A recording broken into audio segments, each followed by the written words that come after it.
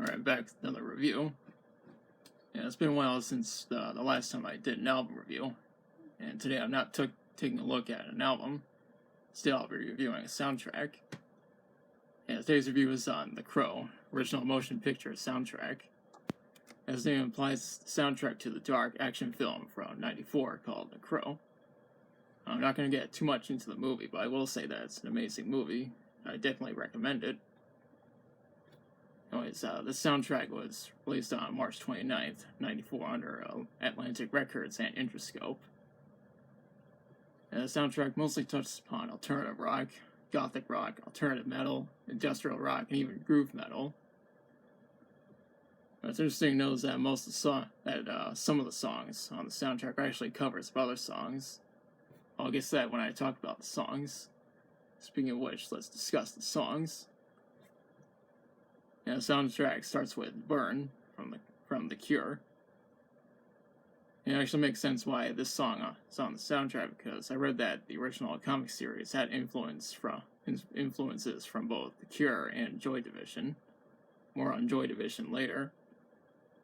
The song also has the distinction of being the longest song on this entire soundtrack. It's a great way to start the soundtrack. One thing I'd like to add is that this song was made specifically for the soundtrack. The next song is Golgotha Tenement Blues from Machines of Loving Grace. I'm not too familiar with this band, but I do know that they were an industrial rock band from Tucson. They only released 3 studio albums, and I may have to get a hold of them at some point. I also read that the song in particular was recorded specifically for the soundtrack. It's followed up by "Big Empty" from Stone Temple Pilots. It's one of the most popular songs from STP, and my dad plays the song all the time on his radio show. The original idea was for STP to re-record the song "Only Dying" from their Mighty Joe Young demo. They couldn't because the film star Brandon Lee tragically died during filming. So instead they went with the song "Big Empty" from their album Purple. I'll talk more about the song once I review Purple at some point. Now the next song is "Dead Souls" from 9 Inch Nails. It's actually a cover of a song from the band called Joy Division. Though I've never actually heard the original version. I really like this cover though. I'll even go as far as to call it one of my favorite songs from 9 Inch Nails, even though it's a cover. The song is also on the deluxe version of the Downward Spiral, which I talked about last year. I also like to add this is my favorite song from the soundtrack.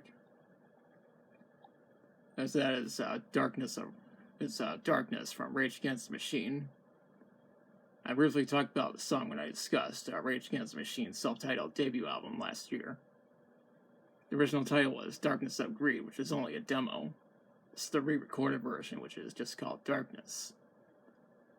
It's followed up by Color Me Once from Violet Femmes. I'm not too familiar with this band, since this is the only song of theirs I've heard.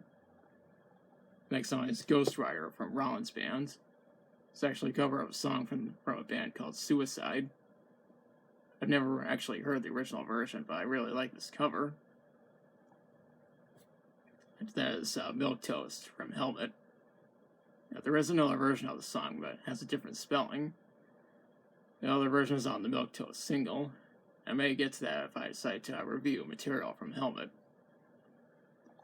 It's followed up by The Badge from Pantera. It's a cover of a song from the hardcore punk band Poison Idea. I have actually heard the original version, and it's really good. First, I think this cover is even better.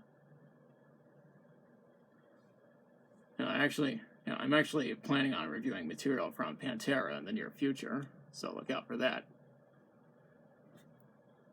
The song after that is Slip Slide Melting from For Love Not Lisa.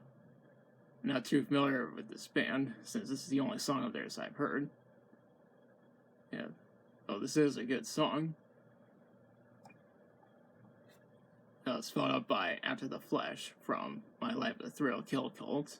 Again, this is another band I'm not too familiar with, but I do like this song as well. The next song is Snake Driver from the Jesus and Mary Chain. I consider this to be among the best songs on the soundtrack. My dad often plays it on his radio show. After that is Time Baby 3 from Medicine.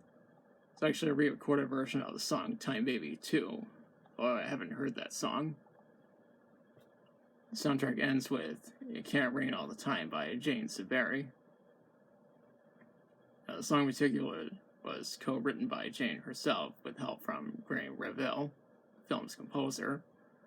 I'd also like to add that there's an orchestral version that's featured in the movie. What I read is that the soundtrack peaked at number 1 on the Billboard 200. So you're certified triple platinum by the Recording Industry Association of America by selling over 3.8 million copies in the U.S. The soundtrack was also received very well from critics, and rightfully so. Overall, I really enjoyed the soundtrack. I highly recommend it. Now, this is the part where I ask you a question. Have you listened to the soundtrack before? If so, what did you think of it? Let me know in the comments. If you enjoyed the video, be sure to like, share, and subscribe. Be sure to hit the notification bell to be notified of future uploads. Thanks for watching, and I'll be back soon with another review.